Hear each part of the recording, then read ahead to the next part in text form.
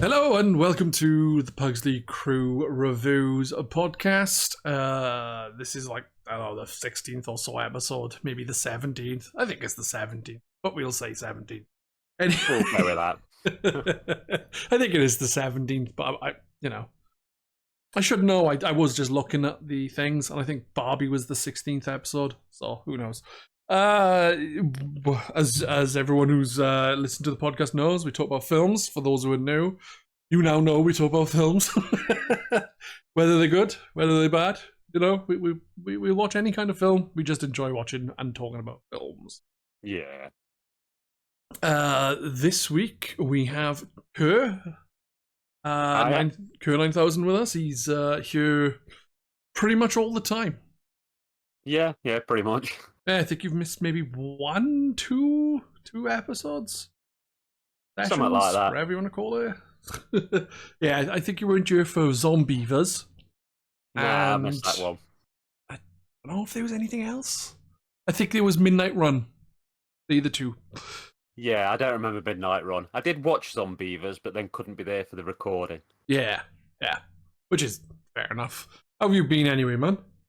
Ah, not too bad. How you been? Yeah, doing good. Just been playing games, watching films. Not much else, really. Went for breakfast this morning to a cafe and had sausage, chips. No, I didn't have chips. Sausage, beans, egg, toast. All the stuff on a full English. Except for black pudding because it's gross. Don't like black pudding. Oh, don't you like black pudding? No. I quite like it. I don't eat it because it's so... Well, it's bad for you, innit? But I used to be fond of it. Yes, this is not my cup of tea. I think in America they call black pudding blood sausage, which I think sounds worse than black pudding. Sounds worse, but it's pretty accurate, isn't it? It is, yeah. Fair description. Yeah. Would you like some blood sausage?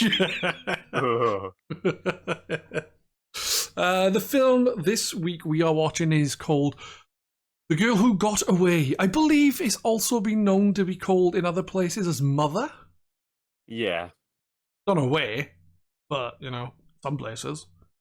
Kerr picked this film. We were going to watch a different film, but one of our previous guests, Doom Prinny, wants to watch and talk about that film, so we postponed watching it for a little bit. Anywho, why did you pick The Girl Who Got Away, Kerr? Had you watched it before, or was it just something you were interested in? It was something I was interested in. There was two reasons for picking it. Me and my missus watch an awful lot of true crime stuff and things like analysing serial killers and that. And obviously, this is a serial killer based film. But the other one is one of the main actors in it, and I'm probably going to butcher his name, but I think he's awesome. Chakudi Wudgie. Right. I'm not sure of the actors' names, to be honest. He's the detective guy that stays outside the lady's house in the car most of the time.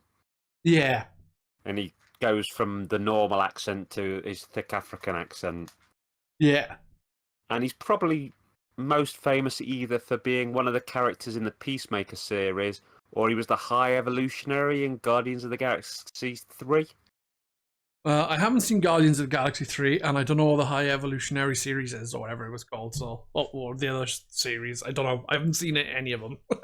Oh, the other series, Peacemaker. Peacemaker, that's one. It's the DC series with John Cena in that follows off from Suicide Squad. It's good. I know, yeah. I haven't watched it, but I know of it. Yeah, I haven't really watched superhero stuff really since the Marvel stuff. I haven't watched anything since Ant-Man. Oh yeah. So I'm way behind on there. The only stuff I've watched which is superhero based is the Spider-Verse films, and I've watched season 1 of Invincible. And that's about it. In a while, well, there you go. I haven't even watched Suicide Squad, the original Suicide Squad, or the Suicide Squad, which I was going to watch Suicide Squad, with people to do an episode of Pugsley Crew Reviews. For those who don't know, that was when me and 3 other people would talk about a film as we watched it, and would talk about the film as it was playing.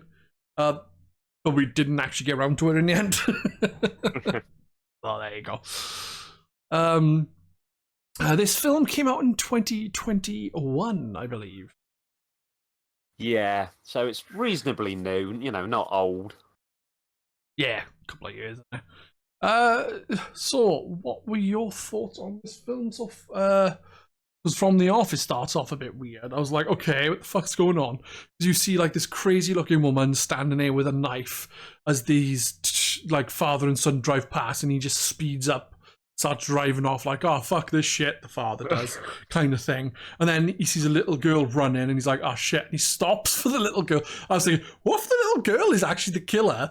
And, like, the mother woman is, like, not dodgy, and it was her who escaped or something. Obviously, that isn't the case, but what it could have been. I was thinking, what if that is the case? But it wasn't. I was very disappointed.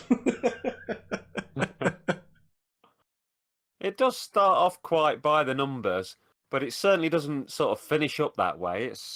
I don't want to totally spoil it for everyone, but it does like twist and turn. And for a while, I was like, I think I know what's happening. Then I was head scratching. Then I was like, yeah, it's going to be. There was times when I thought it almost tried to be a horror movie with some of the kills, but then it was like just before blood would be splatting everywhere, it cut away. Yeah. But they were bringing knives up and down an incredible amount of times. And I thought, if you actually showed this, it'd be well, one of the people get gets shot from behind, and there's a gaping hole where the face would be. Yeah, that was pretty grim. Yeah. But I think you've got to call it like a psychological thriller, really, haven't you? It doesn't. Yeah. Doesn't go quite deep enough for horror. Yeah. I think according to like genre stuff I've looked at, it is considered horror thriller. So, but it's a bit light on the horror aspects, I guess. But psychological thriller, definitely more of a more defining genre for this film for me. I would agree with that. But I thought from the off, like the girl, I can't remember her name, Christina. Yeah. I just assumed from the off that she was also going to be dodgy in some way, but the twist there was that she wasn't really dodgy. She just wasn't who she said she was, and that was it. I was like, oh, okay, fair enough. I mean, I think given her position, we'd all possibly take the opportunity to lie about it. Yeah, definitely. So, ultimately, in that regard, in the end, I kind of could understand her lie. Yeah. But... Do you know, with this film, it starts off, obviously, as we said, with the woman, the child, the people driving past. The child is obviously saved, tells everyone her name is Christina. Can't remember if she gave her last name, I just remember it being Christina. And it then skips 20 years, I believe, into the future. Yeah. And obviously, the woman from the beginning was imprisoned, and they were in the middle of transporting her, and maybe other people as well, but I don't actually know that. And it tips over, she breaks free, and then it shows her killing some woman in a bath, in a toilet, in like a public restroom or whatever you would want to call it. Yeah. And she was stabbing the fuck out of the woman, like repeatedly, just like stab. And I genuinely thought at that moment, she's cutting her fucking head off. She's hacking her head off for some reason, but I don't think she did. And I was wondering, like, why go to such lengths? But later in the film, skipping ahead a bit here, later in the film, it says that woman was the one who escaped, who was being blamed for the killings going on. She was found dead, like however many miles away south. So I was thinking the woman that maybe they found was the woman from the restroom, the bogs, as I would say, was her, and maybe she cut her up so badly that they couldn't recognize her. But you would think there would be something there to kind of give her away that wasn't her, because, you know, why would they just identify her as her? Unless they changed her clothes and just assumed it was her. That's the bit that seemed sort of a bit lazy writing, isn't it? Because they wanted to make out that she was dead or captured or what, so you'd stop worrying about her and think like, oh, well, that's that gone, blah blah blah. It can't be her. Who else is? But then, like you said, there was never any like explanation when she pops up again. Yeah, I think the twist there was she's dead. You were seeing her. She's not actually there, Christina, and you were going nuts, and you were doing the murder. Yeah, not the escaped mother, so to speak. Yeah, not Elizabeth Caulfield. Yeah, but I think that's what it was meant to do. But like, there was no. I don't see how they identified like a body of Elizabeth Caulfield being dead. No, because they just said, "Oh, we found her dead," blah blah blah, but they didn't really give any description into that. And I wouldn't have said the woman she killed was her height or weight or anything. No, she was heavier set. I have no fucking clue what went on, but they'd probably just kill her. Thought, that's a good enough reason. It makes sense why they showed her killing that woman and no one else.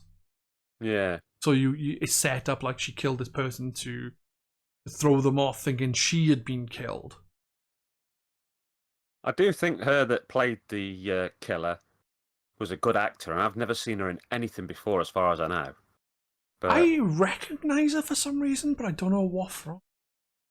She was quite a believable nutcase, I'll give her that. got some crazy eye going on. Yeah, I liked her in the kitchen. Oh, yeah. Where she was like dancing to herself or whatever, thinking she was part of the family. So it seems like in this film, like I wasn't really sure what was going on. Like she was really, really good night nurse or whatever they call it. I think that's like a breastfeeding woman for other people's kids, I think. But then she was having an affair with like a cop. She got sacked. And then she went nutty, I think. So I'm wondering, is her daughter actually the cop's daughter? Because he sent her birthday cards and everything. So I think so. Because it seems to imply that, but it doesn't outright say it. No, I think with this film, it definitely never makes things entirely as straight as it could do. I wonder if they've done that intentionally so you can make your own decision. Or quite possibly. Or they just didn't write in the detail that much. Like, Well, it's a good excuse, isn't it, if you've not tied your knots up to basically go, oh, it's like that's to leave people thinking about it. Yeah. But one thing I enjoyed near the end. So, right near the end. Do you know when she goes to that house and she's dancing in the kitchen, imagining it was her house and she was in there and there was a ball happening.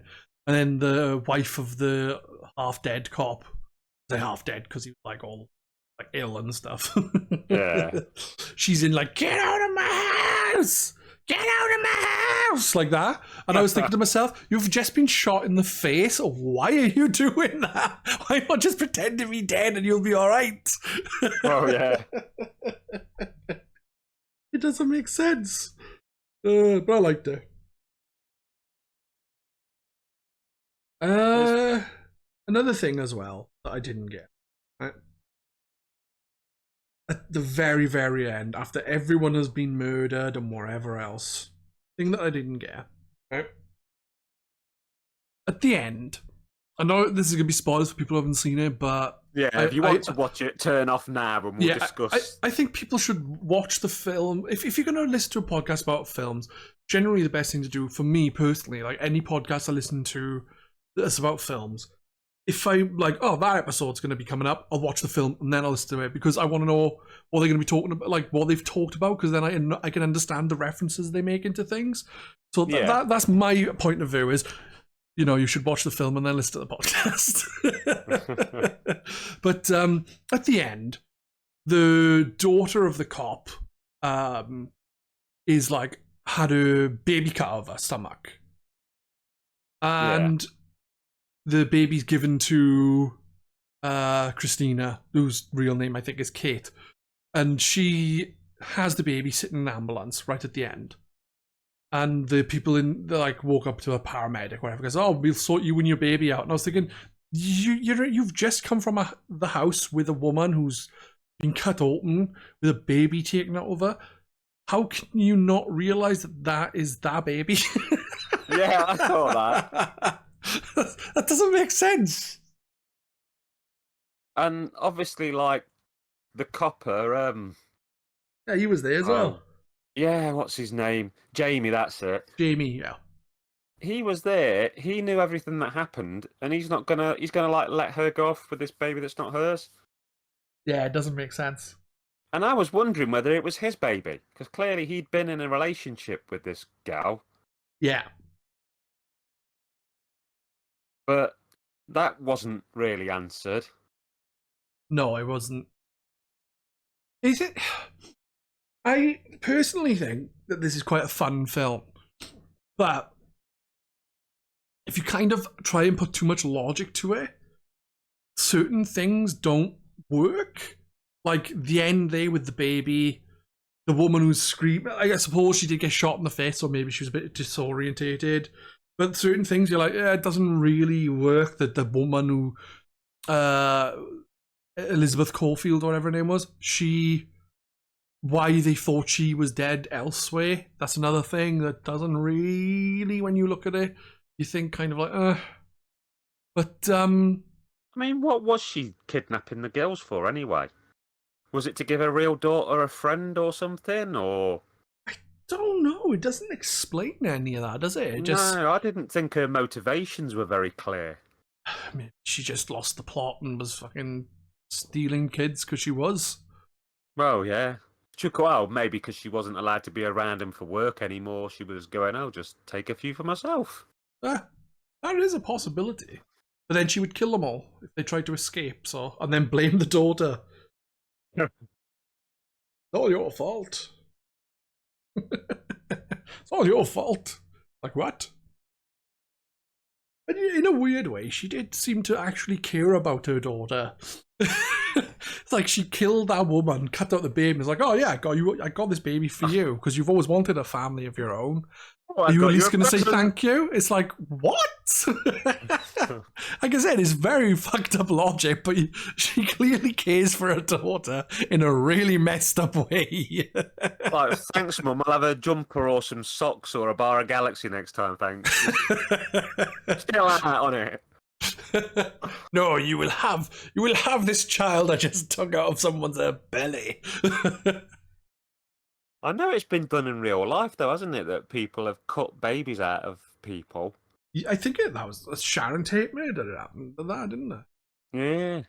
Yeah. Charles Manson's family killed Sharon Tate and cut out the baby, I believe. But I know there was mistakenly.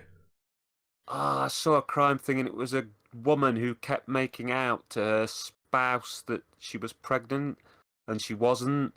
And obviously, he was like counting down the months.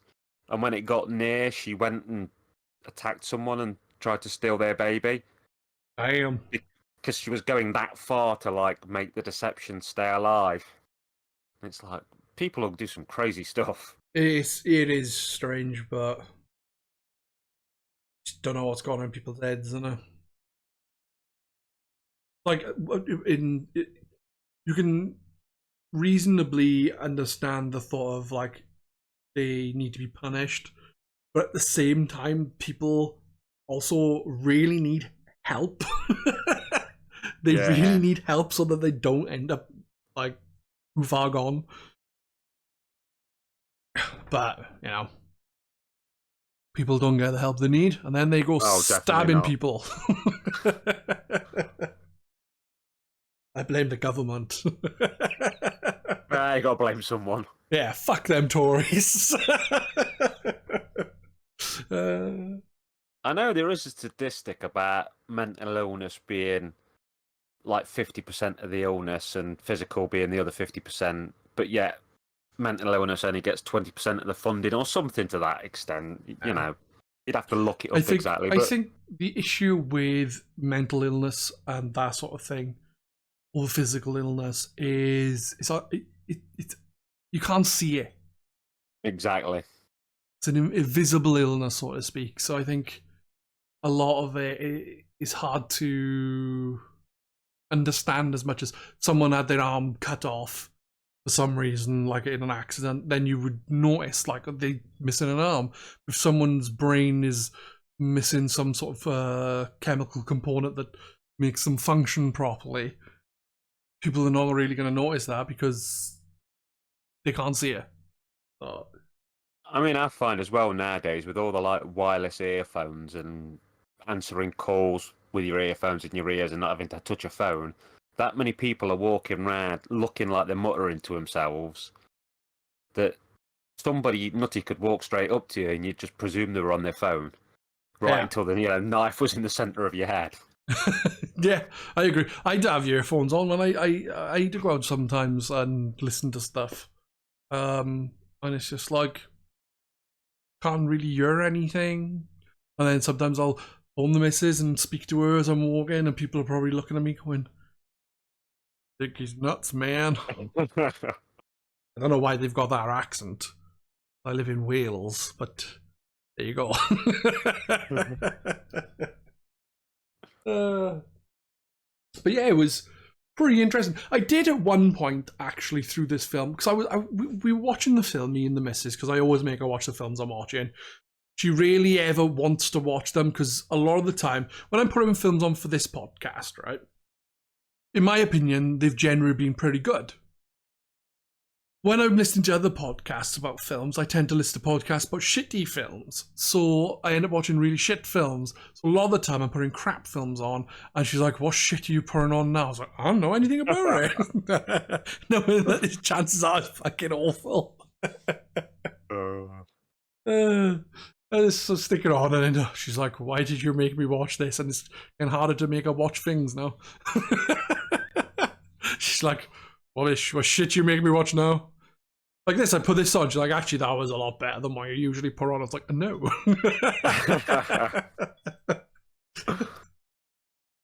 Yeah. Well, there you go.